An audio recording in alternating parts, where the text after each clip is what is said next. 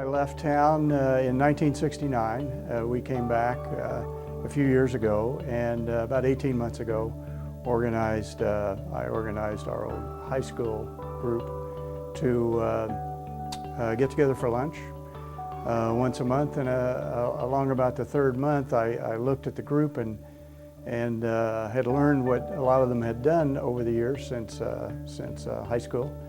And there was a lot of accomplishment and achievement in the group. As I looked around the room, I said, you know, fellas, the Lord's been good to us, and there's a lot of achievement out here. We ought to think about some way we could give back, either individually or as a group, preferably. I think it's important to give back because we've been very fortunate. God has blessed a lot of us, especially my family, and I want to give back to the blessings that have been given to me. I felt in retirement that I wanted to make a difference, and I think all through life, the opportunity to make a difference in someone else's life or in some task or some formula is another gift. And Father approached me with this idea, and I loved it. Tom Eagold, our president, he had spoken with Father John McCaslin. Father had approached Tom about addressing our group with his idea, and he made a really very excellent presentation of his idea. I think for myself, when Father John mentioned this, it was enabled me to give back to people. I've been very fortunate in life. I've had a good career. I've been very fortunate in the real estate business. Well, actually, I was working with another not-for-profit organization in the city, and I received a phone call from someone who I had worked with before, and they asked if they could bring someone from this new organization, Hearts and Hands, to visit and ask some questions about the housing industry. And I said, of course. And so I was expecting 1 to 2 people, and in came 6 people. Very enthusiastic, very genuine, very excited about this mission that they had to revitalize and rebuild the Halldale neighborhood. I was approached by a church member, and she let me know that they were going to start an organization and have a home, that they wanted someone from Holy Trinity or St. Anthony to live in. I applied, and Katrina, I think Katrina has just become such a more outgoing person.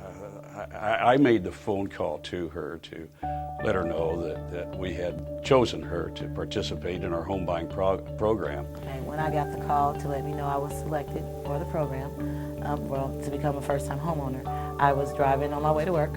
I pulled over so I could not crash into someone because I was very happy. And I could tell with that phone call she was surprised. Before I pulled back off to go to work, I started crying. I had all kinds of mixed emotions. I couldn't believe it was the first one. It's actually happening to me. So. Katrina is just a little powerhouse.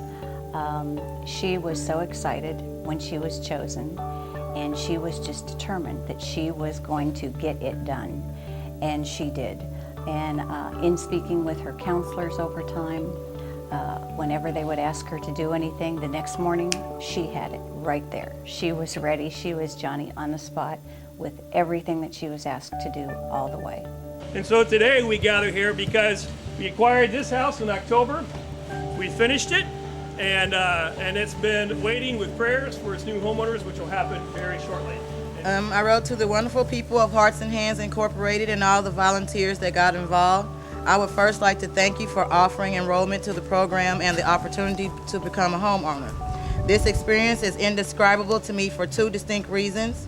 One, someone who I met through Christ Renews weekend, I have become very spiritually in touch with, and my family will be growing up in her home now.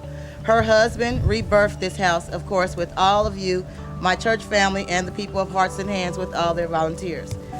And as the fact that this house was literally rebuilt with hearts and hands, people that wanted to participate, not just the ordinary 9 to 5. With the great appreciation, pride, and honor, I accept becoming the first homeowner to be graced with the presence and blessings of Hearts and Hands Incorporated. Thank you, Katrina Rushing.